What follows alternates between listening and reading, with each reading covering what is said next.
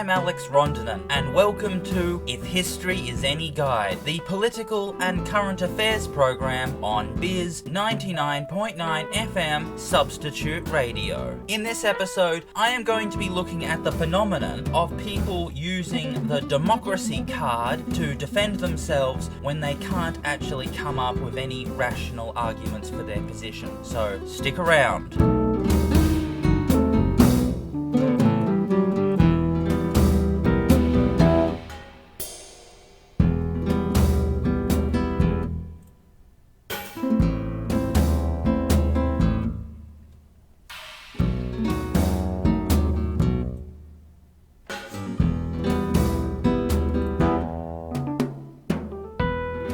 There have been plenty of occasions where, not just in the debates in campaign groups, but in politics generally, when someone is struggling in the argument about the issue at hand, is incapable of providing any legitimate arguments or evidence to justify their position, and where they have failed to garner enough support to be taken seriously as a political contender in the debate on purely quantitative terms, that they will play the democracy card and immediately force into the discourse a swamp of distractions and abstractions, even if there are no genuine arguments or evidence within their opinions, and where they have view with and are dramatically opposed to the principles and moral standards of the campaign group as a whole. These people will nevertheless demand the opportunity to speak and angrily call for their views to be listened to and taken seriously as they speak, demanding that they be respected enough that their speech is not censored but instead given full freedom. The democracy card, if you will, is where the person criticizes the current status of the discourse because of its failure to recognize their position on the issue, to take it seriously enough, or to have it oriented in the way that they deem fit. Which is to say, if they're not given the opportunity to speak, and if they're not treated seriously in the debate, then the campaign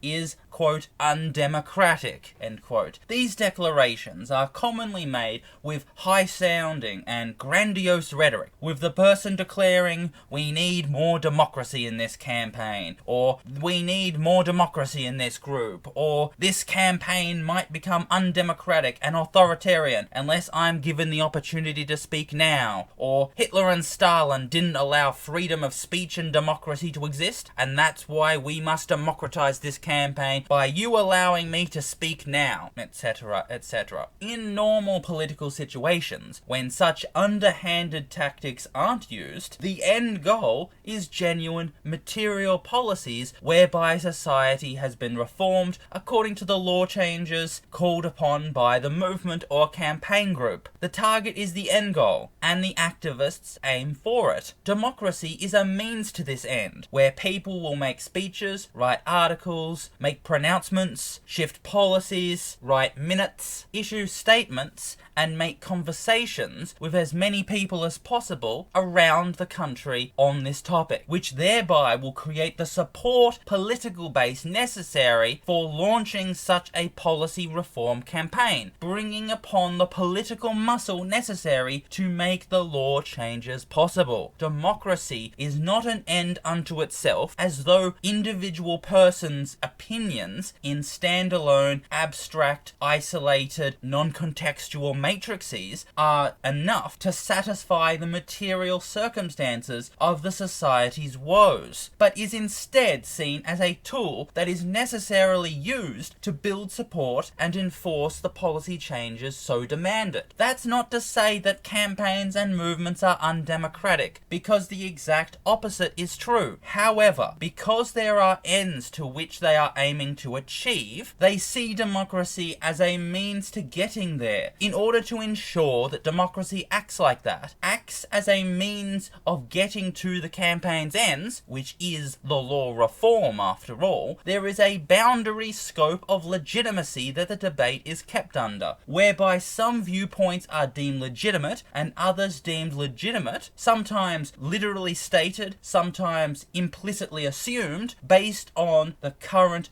matrix makeout of the campaign and its direction vis-a-vis society. Obviously, for example, participants in the campaign must agree with the policy reform end goal, for that is the only reason why the campaign is being organised and run in the first place. If someone were to argue that the campaign should not exist, that this law reform should not go ahead, and that this end goal is inappropriate, then their viewpoints are directly harmful to the campaign and threaten to derail it. After all, their very viewpoint is counter to the very existence of this campaign group, and it will thus be deemed illegitimate and be censored out of the debate within the campaign. A campaign does not have the obligation to see forth its own self-destruction. If anyone brings up a viewpoint that's specifically aimed at self-imploding the campaign, they are censored from the debate so that the campaign group protects itself from such poison. Within the scope of legitimate debate, there can, of course, be myriads of issues and debates that can take place, and there are a whole range of positions that persons can advocate for. That's because there are thousands of issues that need to be discussed, and lists of tactics and strategies and theories and ideas and exact wordings and positions that can be introduced into the discourse, and thus the campaign creates for itself a democratic platform so that all of these matters can be discussed, debated out, and decided upon in a free, open, political, participatory platform. Once the debate is over and these issues are concluded upon, they can then be voted on before they then become the campaign's current set accord of tactics and strategies and talking points that will be employed in practice in the coming months ahead. Further issues can arise, or the old assumptions and conclusions can expire or be seen as no longer in effect, which brings up yet new issues which must be discussed and explained and explored and debated. And so brand new debates and discussions will constantly be brought up during the campaign's proceedings, and with new things decided upon on those occasions. This is the natural flow and evolution of political and social campaign work. The only way that the debate on these issues can take place is if people are given the freedom to express their points of view, which is why they must a priori be given the freedom to speak on the floor so as to express their viewpoints on the issues at hand. In short, by a campaign creating a scope of legitimate and illegitimate debate, this makes sure that the campaign keeps itself on track to reaching its end goal and isn't derailed by dangerous foreign substances that seek to break down the cohesion of the participants. Democracy is a necessary tool for the campaign, but is a means to the aimed policy reform end, because, at the end of the day, reforming society to make it a better place to live in is the end target of all political activism. If people aren't trying to make society better via fighting for reforms, then they're effectively doing nothing at all, and are, in that case, a conservative and status quo social force, not a progressive one.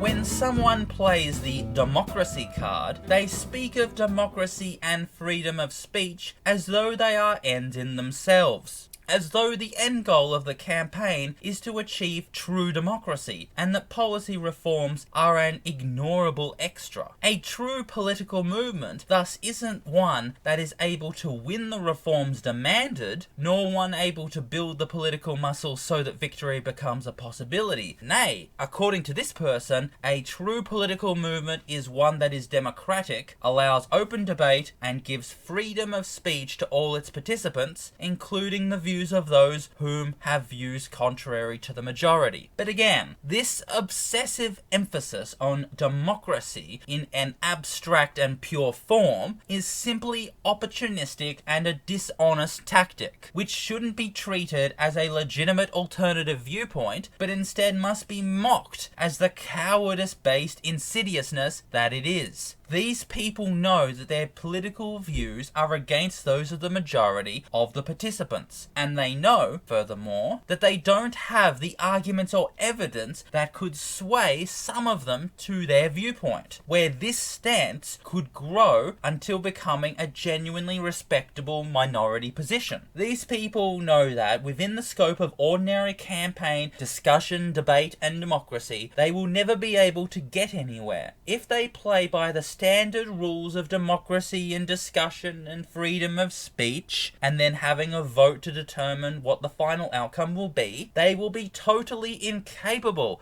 of winning over mass support within the campaign for their position. And thus, because the normal routes are so unproductive for them, and because the standard means of campaign democracy and freedom of speech are so unfertile grounds from their point of view, due to the fact that they have no evidence or arguments to justify their minority viewpoint, and because their viewpoint goes against the commonly held beliefs of the campaign's end goal and its collective participants, they must regress the discourse into the democracy card inanity. With the clear attempt at pulling the whole campaign downwards, they keep talking about democracy and freedom of speech in these mystical, bizarre, puristic, abstract, fetishized tones. We need to find new ways of making this campaign more democratic, they'll say, which gives the impression that democracy is not a means to an end, but is instead an end of itself. The campaign discourse has been fully pulled down into a quagmire once the questions over abstract principles and entities becomes the key topic of discussion, where the campaign membership treats this democracy card argument with respect and legitimacy and actually plays it on its own terms, and thus creates a discussion outlook whereby the problems are sought to be solved by defining these abstract notions within the context of them being brought up in this debate. People begin talking about what is democracy and what is this freedom of speech, before then entering into the philosophical debate between freedom of speech and censorship and the relationship to them. That type of argument, which is absent of any genuine material content and is instead nothing but a collection of theoretical abstract notions, is designed to lead someone into nonsensical and unnecessary concessions to this person's unsupported and argument-empty position.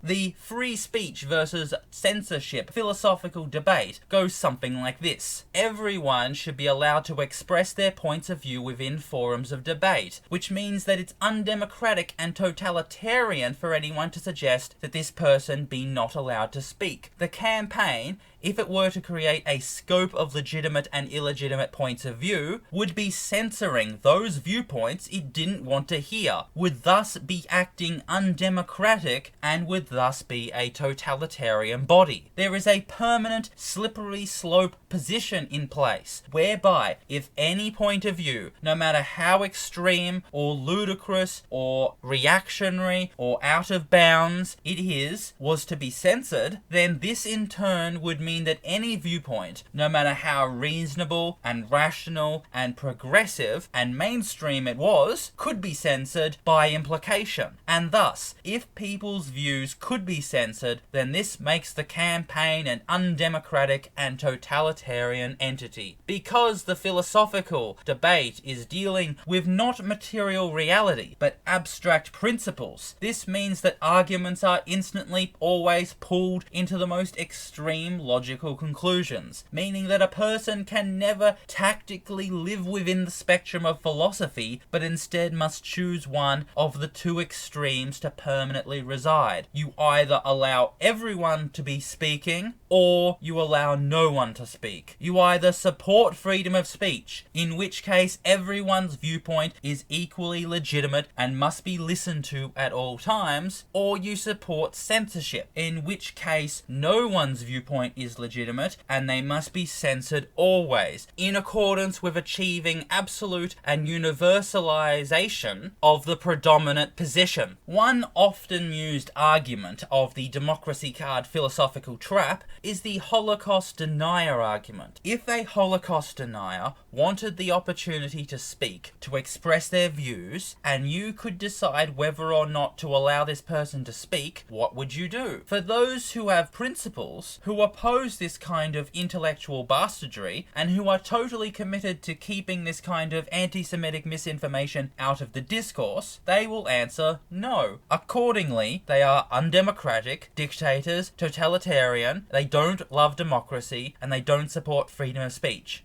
etc., etc. But for someone who is morally relative and doesn't believe that debate provides unwarranted legitimacy for such a position that is intellectually bankrupt and morally repulsive, and who is soft on questions of Nazism and anti-Semitism, they will answer yes. Accordingly, they are liberty lovers, democratic, freedom of speech enthusiasts, who understand the true meaning of democracy and freedom of speech, etc., etc. For those liberal, unsuspecting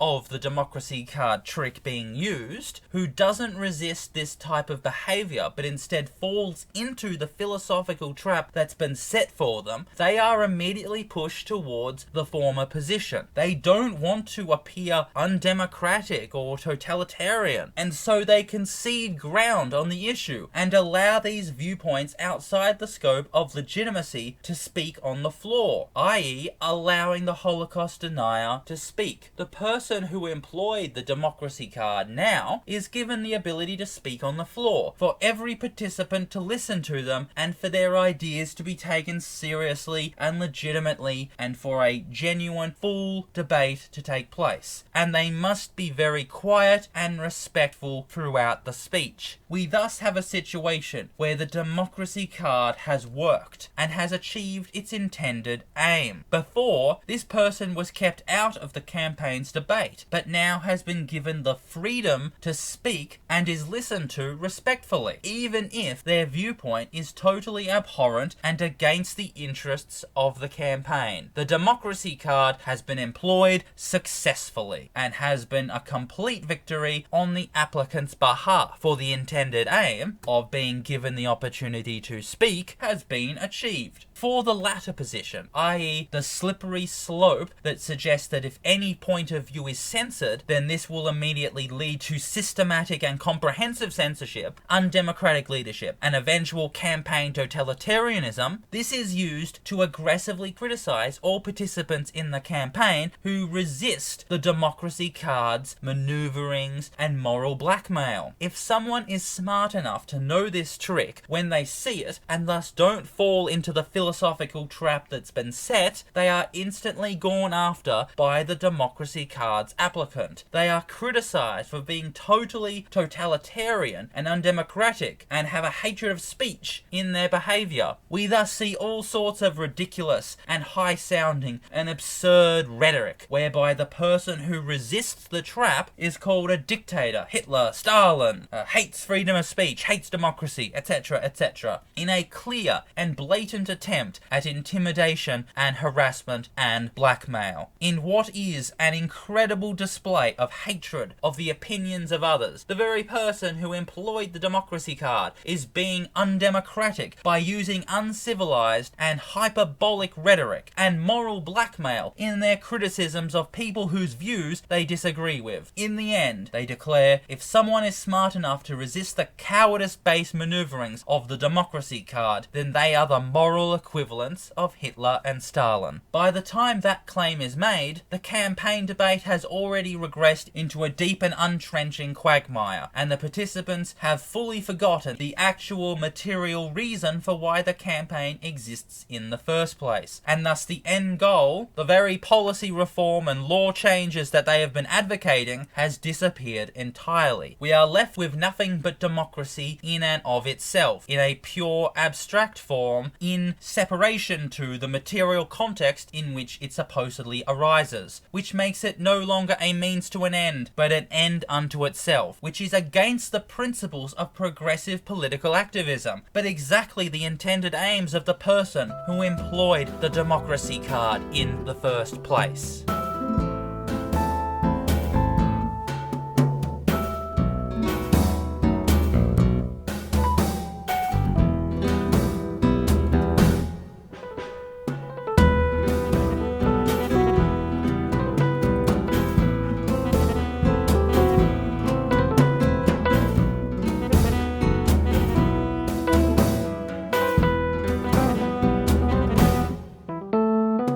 And that's all the time we have for today. You've been listening to If History is Any Guide, the political and current affairs program on Bizz 99.9 FM Substitute Radio. I'm Alex Rondinan. Until next time, goodbye.